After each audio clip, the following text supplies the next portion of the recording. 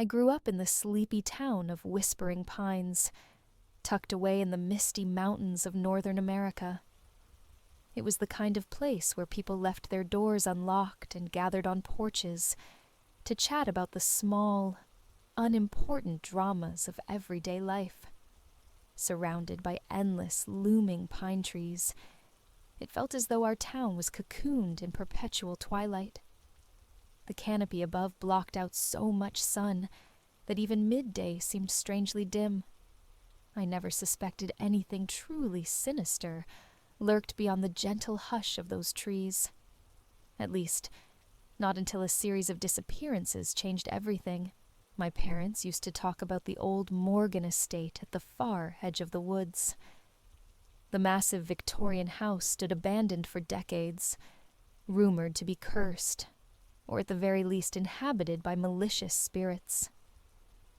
In our youth, we whispered about it around campfires. Local folklore claimed that the Morgans, a once affluent family, had lost their wealth under strange circumstances, leading to madness and tragedy. The father was rumored to have taken his own life, while the mother vanished into the forest one night, never to be seen again. Their only child, a daughter named Charlotte, supposedly roamed the house until she, too, disappeared. By the time I was old enough to ride my bike, the Morgan estate was a place we all avoided. Some people out of superstition, others out of respect for the tragedy that had once befallen it. One summer, the quiet hush of Whispering Pines was shattered by the first disappearance. It was a local teenager, Jake Sullivan, a kid a year older than me, who, by all accounts, had a penchant for sneaking out at night. He often boasted about exploring haunted spots around town, and rumors soon spread that he'd ventured into the Morgan estate.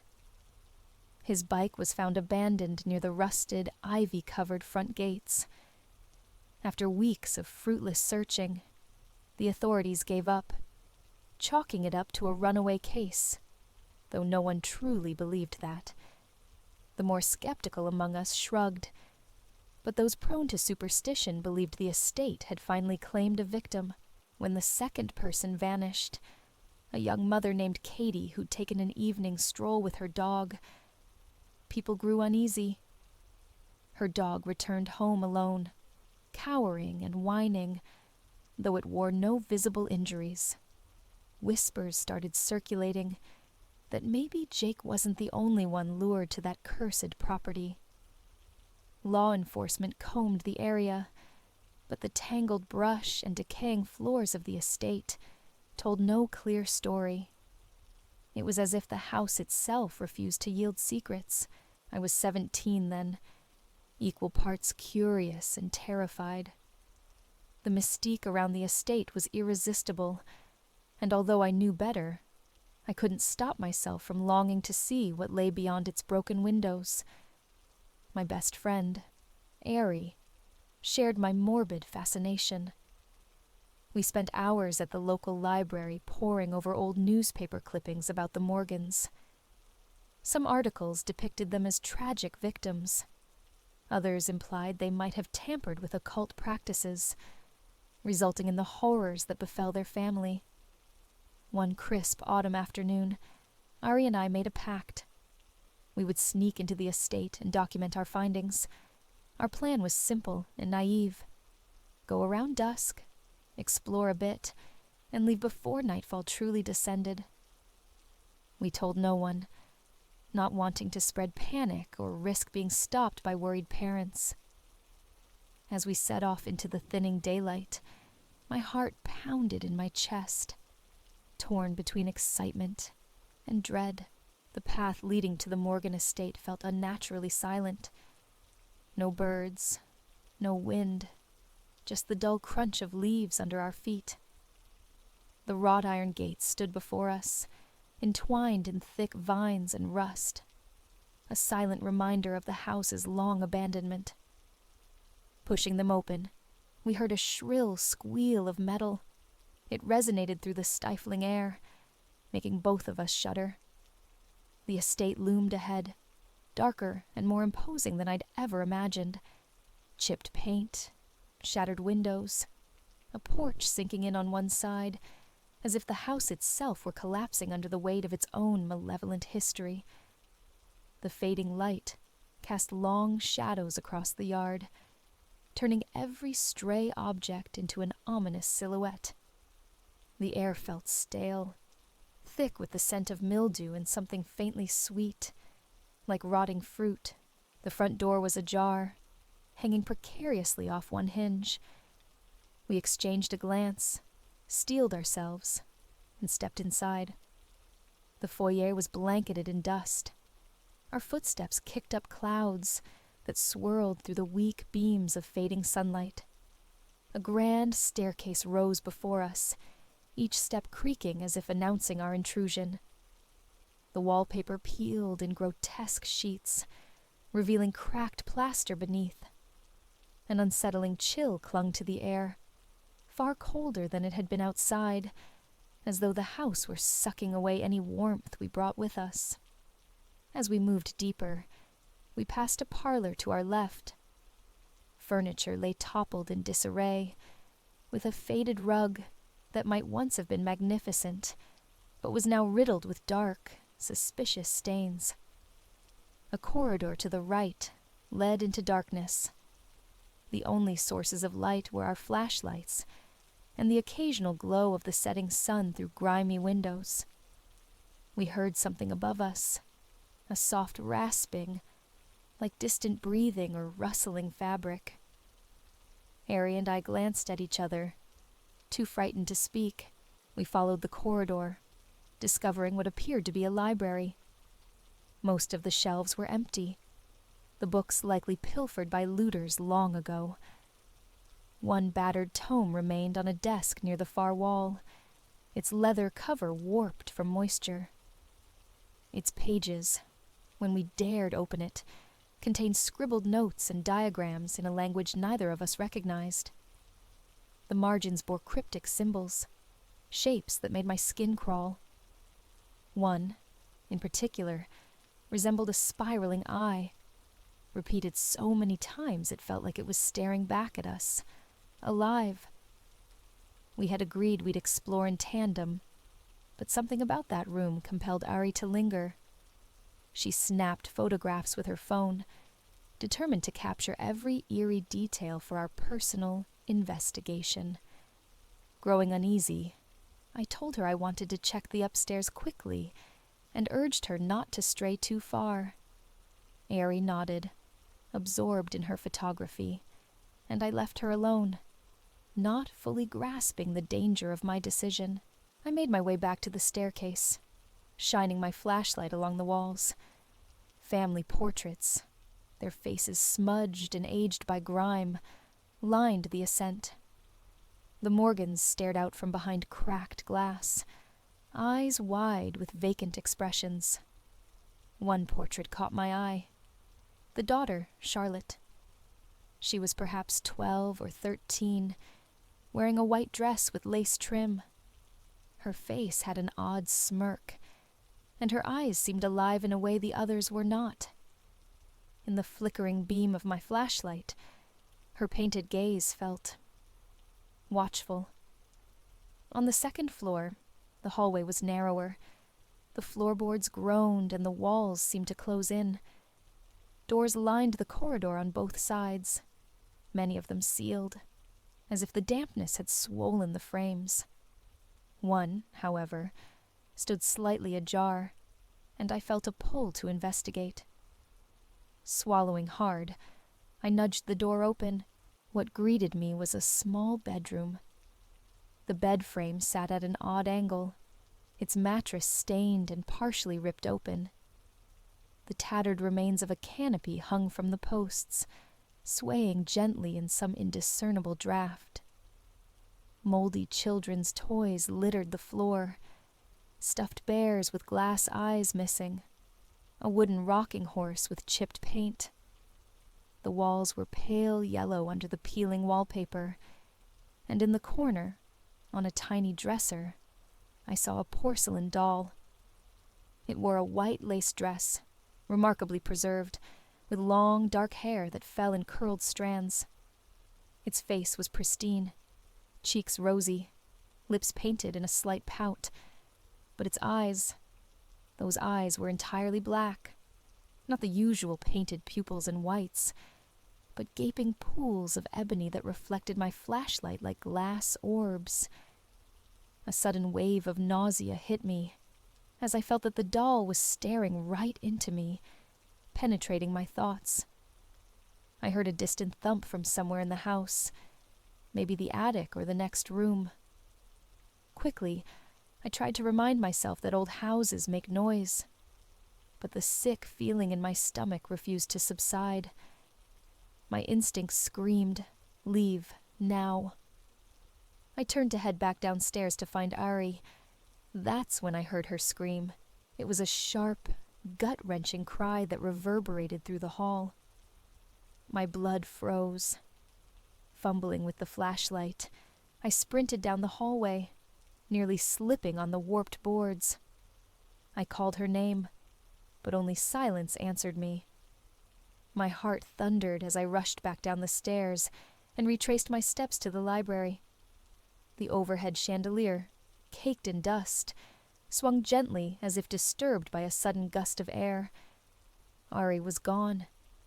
My flashlight illuminated the desk where we'd found that strange book. Her phone lay abandoned there, still recording. A single photo remained on the screen, blurry, but I could see what might have been a hand in the corner of the frame, fingers pale and twisted. My throat tightened. I called her name again, then followed faint scuff marks on the dusty floor, leading out of the library, deeper into the house. It was as if she'd been dragged or had run frantically, the footprints almost overlapping each other. I followed them down a set of steps I hadn't noticed earlier, a narrow staircase, descending into what must have been the basement. Every step I took felt heavier, as if gravity itself pulled me back. The air was thick with damp and rot, the darkness nearly impenetrable.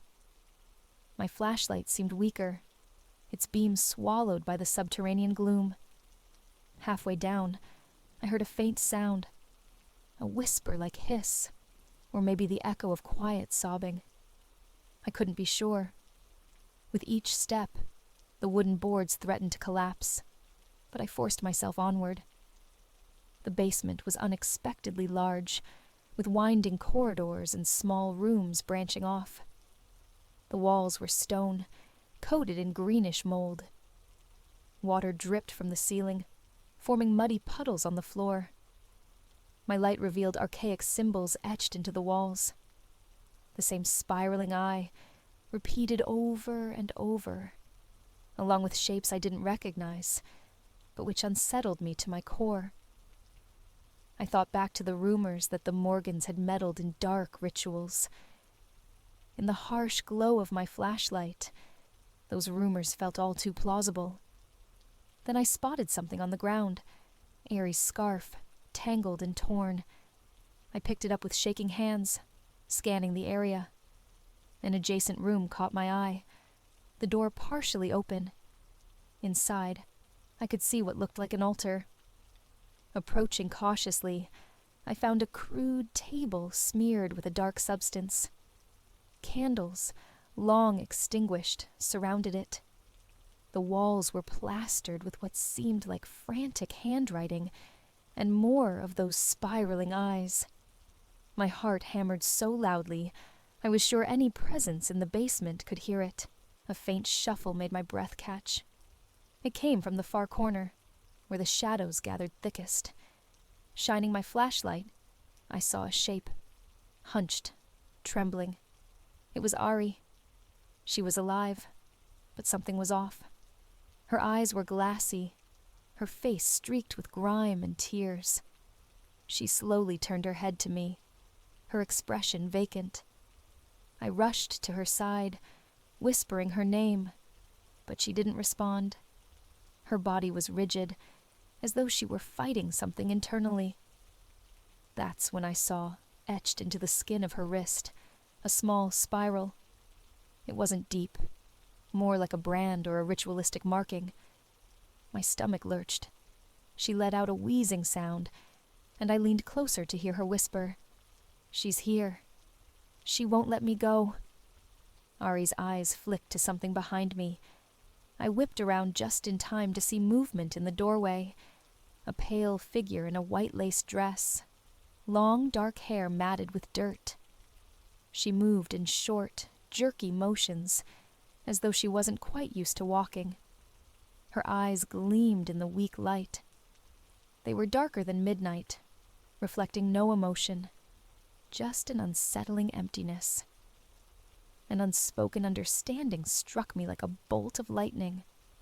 Charlotte Morgan, in a sudden, impossible motion. Charlotte lunged. I scrambled backward, pulling Ari with me. Charlotte's limbs stretched unnaturally, her fingers almost claw-like. There was an unholy screech that tore through the stale air, and Ari screamed again, this time in pure terror. The figure advanced, every step echoing with the grotesque twisting of old joints. Desperate, I grabbed a broken piece of a wooden chair from the corner. I brandished it in front of me, my mind racing. Charlotte paused, tilting her head as if curious. It was then I noticed a faint aura of darkness that clung to her like a living shadow, pulsating in time with some hidden heartbeat. Though fear nearly paralyzed me, I forced myself to speak. "Charlotte." "Morgan?" My voice sounded tiny, childish. If the figure understood, she gave no sign. She only grinned, a ghastly contortion of her face. A soft rasp escaped her lips, almost like a giggle. My stomach twisted in horror. She lunged again. This time, I thrust the jagged wood toward her. A hideous shriek reverberated as the tip grazed her arm. In that split second, she recoiled with supernatural speed, scrambling back into the corridor, where the darkness swallowed her. I seized the chance. Half carrying, half dragging Ari, I stumbled out of the makeshift altar room, searching for an exit. Every corridor looked the same, but eventually we found a set of stairs that led up. My legs ached. My lungs burned. Still, adrenaline propelled me forward. When we burst back into the main floor hallway, everything felt distorted. The walls seemed to tilt at odd angles, and the furniture was not where I remembered. It was as if the house itself had shifted, rearranging its innards to trap us. Ari mumbled incoherently, repeating something about the eyes. I held her close, scanning for any sign of an exit. A draft of cool air brushed my face. Turning toward it, I saw the front door at the end of the corridor. It stood partially open, the last remnants of twilight beckoning from outside. We sprinted for that sliver of hope. Behind us, we heard that nightmarish giggle again, echoing like a taunt. My vision blurred. I used every ounce of my strength to keep Ari upright and hurl us both through the doorway. Nearly tumbling off the porch as we landed on the overgrown lawn, I didn't stop until we reached the safety of the street. There, I collapsed to my knees, trembling. The estate loomed behind us, silent once more, as though no chase had ever taken place. Ari was breathing but unresponsive. I called 911, stammering out words about an attack, an intruder, anything that might bring immediate help without sounding like a lunatic. She spent days in the hospital, muttering about swirling eyes and pale hands. Doctors chalked it up to a severe panic-induced breakdown, combined with possible toxins from mold exposure. Even after her physical health recovered, Eerie refused to speak about what truly happened in the Morgan estate's basement. Over time, her nightmares became less frequent, but the mark on her wrist never fully faded. It remained, a ghostly spiral etched into her skin. I couldn't forget that twisted grin, the unnatural way Charlotte Morgan's figure moved in the darkness. Nor could I reconcile how an entire family's legacy of madness could persist for so long, drawing in new victims decade after decade. Jake Sullivan and Katie, the young mother, were never found. Some in town believed they, too, joined the house's restless spirits. Others whispered they'd seen a second figure in the upstairs window, pale and wide-eyed, standing beside Charlotte. I moved away from Whispering Pines as soon as I turned 18, determined to leave it all behind. Yet the nightmares followed me. Images of that porcelain doll with bottomless black eyes, of the rotting basement walls, and of Ari's horrified face in the flickering flashlight beam. Sometimes, in the dead of night, I wake up drenched in sweat, convinced I hear a faint giggle and the shuffle of feet just outside my door. Not long ago, I received an email from an old neighbor. He attached a photo of the Morgan estate, saying it was about to be demolished to make way for a new housing development. The picture showed the house in daylight, every broken window and sagging plank in stark clarity. But there, in a top-floor window, was the silhouette of a young girl in a white dress, her dark hair framing her face. My blood ran cold at the memory of that grin. I couldn't shake the sense that tearing the house down might not end the curse. Whatever malignant presence lingered in those walls might simply wander, looking for a new place to haunt, or a new host to claim. I never wrote back to my neighbor. There was nothing I could say. Whether the developers demolished the estate or not, I knew Charlotte Morgan would remain. After all, a curse like that doesn't vanish simply because you clear away a few boards. It seeps into the land, buries itself in the roots of the towering pines. It waits patiently for the next curious soul to step off the well-lit path, ready to be swallowed by the ancient darkness. And so I share this story as a warning.